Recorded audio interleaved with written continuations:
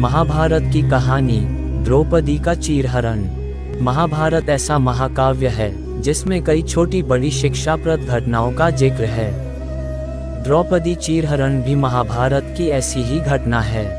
द्रौपदी पांचाल देश की राजकुमारी थी और उसका विवाह अर्जुन से हुआ था।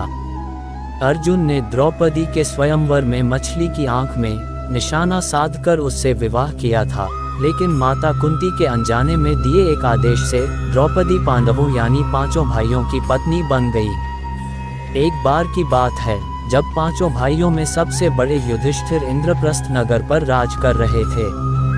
उस समय हस्तिनापुर का राजकुमार दुर्योधन था और पांचों पांडव उसके चचेरे भाई थे। दुर्योधन कौरवों में सबसे बड़ा था और अपने चचेरे भाइयों यानी पांडवों से जलता था।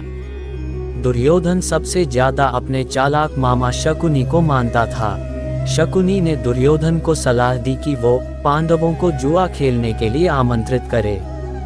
पांडवों ने अपने भाई दुर्योधन का निमंत्रण स्वीकार कर लिया। उस सभा में भरत वंश के शासक धृतराष्ट्र, भीष्म पितामह, द्रोणाचार्य और महात्मा विदुर जैसे महान लोग भी उपस्थित थे। शकुनी मामा ने छल कपट से पांडवों को हराना शुरू किया। इस खेल में पांडव अपना राज्य हार गए। धर्मराज युधिष्ठिर ने स्वयं और अपने चारों भाइयों को भी दांव पर लगाया और हार गए। अंत में जब दांव पर लगाने के लिए उनके पास कुछ नहीं बचा तो उन्होंने अपनी पत्नी द्रौपदी को दांव पर लगा दिया। दुर्योधन तो जैसे इसी पल का इंतजार कर रहा था। शकुनी मामा की मदद से उसने जुए में द्रौपदी को भी जीत लिया। द्रौपदी को जीतने के बाद दुर्योधन ने अपने भाई दुशासन को आदेश दिया कि वो द्रौपदी को भरी सभा में बाल पकड़कर और घसीटते हुए लेकर आए। भाई से आज्ञा मिलते ही दुशासन द्रौपदी के कक्ष में गया और उसे सभा में चलने को कहा। रानी द्रौपदी बहुत ही स्वाभिमानी और पतिव्रता स्त्री थी, इसलिए उन्होंने दुशासन के साथ चलने से मना कर दिए। दुशासन ने गुस्से में आकर द्रौपदी के बाल पकड़ लिए और उसे खींचते हुए भरी सभा में लाकर खड़ा कर दिया। दुर्योधन ने दुशासन को आज्ञा दी कि वो द्रौपदी को भरी सभा में निर्वस्त्र कर दे। दुशासन ने जैसे ही द्रौपदी के वस्त्र को हाथ लगाया, द्रौपदी ने श्री कृष्ण को मदद के लिए पुकारा। श्री कृष्ण अपने भक्तों को कभी नाराज नहीं करते। कृष्ण ने जब द्रौपदी की करुण पुकार सुनी तो उन्होंने द्रौपदी की साड़ी को बढ़ाना शुरू कर दिया। दुशासन द्रौपदी का चीर खींचता रहा, लेकिन वो जितना खींचता वस्त्र उतना बढ़ता जाता। अंत में दुशासन थक कर हार गया, किंतु द्रौपदी का वस्त्र हरण नहीं कर सका। ऐसा कहा जाता है महाभारत युद्ध के पीछे सबसे बड़ा कारण द्रौपदी चीरहरण ही था। उद्धव गीता या उद्धव भागवत में श्री कृष्ण के सखा उद्धव उनसे इस संबंध में कई सवाल करते हैं। आओ जानते हैं श्री कृष्ण उद्धव संवाद को। उद्धव कहते हैं, हे कृष्ण, आप पांडवों के आत्मीय प्रिय मित्र थे। आजाद बांधव के रूप में उन्होंने सदा आप पर पूरा भरोसा किया। कृष्ण, आप महान ज्ञानी हैं। आप भूत, वर्तमान व भविष्य के ज्ञाता हैं, किंतु आपने सच्चे मित्र की जो परिभाषा दी है, क्या आपको नहीं लगता कि आपने उस परिभाषा के अनुसार कार्य नहीं किए? आपने धर्मराज युधिष्ठिर को जुआ खेलने से रोका क्यों नहीं? चलो ठीक है कि आपने उन्हें नहीं रोका, लेकिन आपने भाग्य को भी धर्मराज के पक्ष में भी नहीं मोड़ा। आप चाहते तो युधिष्ठिर जीत सकते थे। आप कम से कम उन्हें धन, राज्य और यहाँ तक कि खुद को हारने के बाद तो रोक सकते थे।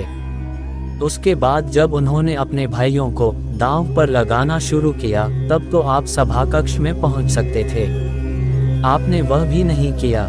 उसके बाद जब दुर्योधन ने पांडवों को सदैव अच्छी किस्मत वाला बताते हुए द्रौपदी को दांव पर लगाने को प्रेरित किया और जीतने पर हारा हुआ सब कुछ वापस कर देने का लालच दिया, कम से कम तब तो आप हस्तक्षेप कर ही सकते थे। अपनी दिव्य शक्ति के द्वारा आप पान से धर्मराज के अनुकूल कर सकते थे। इसके स्थान पर आपने तब हस्तक्षेप किया जब द्रौपदी लगभग अपना शील खो रही थी। तब आपने उसे वस्त्र देकर द्रौपदी के शील को बचाने का दावा किया। लेकिन आप ये दावा भी कैसे कर सकते हैं? उसे एक आदमी घसीट कर सभा में लाता है और इतने सारे लोगों के सामने निर्वस्त्र करने के लिए छोड़ देता है। एक महिला का शील क्या बचा? आपने क्या बचाया? अगर आपने संकट के समय में अपनों की सहायता नहीं की तो आपको आपात बांधव कैसे कहा जा सकता है? बताए, आपने संकट के समय में सहायता नहीं की तो क्या फायदा? क्या यही धर्म है? इन प्रश्नों को पूछते पूछते उद्धव का गला रुंध गया और उनकी आंखों से आंसू बहने लगे। भगवान श्री कृष्ण मुस्कुराते हुए बोले, प्रिय उद्धव, ये सृष्टि का नियम है कि विवेकवान ही जीतता है। उस समय दुर्योधन के पास विवेक था, धर्मराज के पास नहीं। यही कारण रहा कि धर्मराज पराजित हुए। उद्धव को हैरान परेशान देखकर कृष्ण जी आगे बोले, दुर्योधन के पास जुआ खेलने के लिए पैसा और धन तो बहुत था, लेकिन उसे पासों का खेल खेलना नहीं आता था, इसलिए उसने अपने मामा शकुनी का द्यूत क्रीड़ा के लिए उपयोग किया। यही विवेक है। धर्मराज भी इसी प्रकार सोच सकते थे और अपने चचेरे भाई से पेशकश कर सकते थे कि उनकी तरफ से मैं खेलूंगा। जरा विचार करो कि अगर शकुनी और मैं खेलते तो कौन जीतता? पासे के अंक उसके अनुसार आते या मेरे अनुसार? चलो इस बात को जाने दो। उन्होंने मुझे खेल में शामिल नहीं किया, इस बात के लिए उन्हें क्षमा किया जा सकता है, लेकिन उन्होंने विवेक शून्यता से एक और बड़ी गलती की, और वह ये कि उन्होंने मुझसे प्रार्थना की कि मैं तब तक सभा कक्ष में न आऊं जब तक कि मुझे बुलाया न जाए, क्योंकि वे अपने दुर्भाग्य से खेल मुझसे छुपकर खेलना चाहते थे। वे नहीं चाहते थे मुझे मालूम पड़े कि वे जुआ खेल रहे हैं। इस प्रकार उन्होंने मुझे अपनी प्रार्थना से बांध दिया। मुझे सभा कक्ष में आने की अनुमति नहीं थी। इसके बाद भी मैं कक्ष के बाहर इंतजार कर रहा था कि कब कोई मुझे बुलाता है। भीम, अर्जुन, नकुल और सहदेव सब मुझे भूल गए, बस अपने भाग्य और दुर्योधन को कोसते रहे। अपने भाई के आदेश पर जब दुशासन द्रौपदी को बाल पकड़कर घसीटता हुआ सभा कक्ष में लाया, द्रौपदी अपनी सामर्थ्य के अनुसार जूझती रही। तब भी उसने मुझे नहीं पुकारा। उसकी बुद्धि तब जागृत हुई जब दुशासन ने उसे निर्वस्त्र करना प्रारंभ किया। जब उसने स्वयं पर निर्भरता छोड़कर हरि हरि अभयम कृष्णा अभयम की गुहार लगाई, तब मुझे उसके शील की रक्षा का अवसर मिला। जैसे ही मुझे पुकारा गया, मैं अविलंब पहुँच गया। अब इस स्थिति में मेरी गलती बताओ।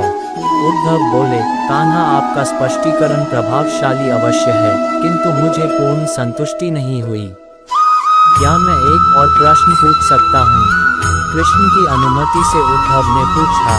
इसका अर्थ ये हुआ कि आप तभी आओगे जब आपको बुलाया जाएगा। क्या संकट से घिरे अपने भक्त की मदद करने आप स्वतः नहीं आओगे? कृष्ण जी मुस्कुराए। उद्धव, इस सृष्टि में हरेक का जीवन उसके स्वयं के कर्मफल के आधार पर संचालित होता है। न तो मैं इसे चलाता हूँ और न ही इसमें कोई हस्तक्षेप करता हूँ। मैं केवल एक साक्षी हूँ। मैं सदैव तुम्हारे नजदीक रहकर जो हो रहा है उसे देखता हूँ। यही ईश्वर का धर्म है। उलाहना देते हुए उद्धव ने पूछा, वाह वाह, बहुत अच्छा कृष्ण, तो इसका अर्थ ये हुआ कि आप हमारे समीप खड़े रहकर हमारे सभी दुष्कर्मों का निरीक्षण करते रहेंगे। हम पाप पर पाप करते रहेंगे और आप हमें साक्षी बनकर देखते रहेंगे। आप क्या चाहते हैं कि हम भूल करते रहें, पाप की गठरी बांधते रहें और उसका फल भुगतते रहें? तब कृष्ण जी बोले, उद्धव, तुम शब्दों के गहरे अर्थ को समझो। जब तुम समझकर अनुभव कर लोगे कि मैं तुम्हारे समीप साक्षी के रूप में हर पल हूँ, तो क्या तुम कुछ भी गलत या बुरा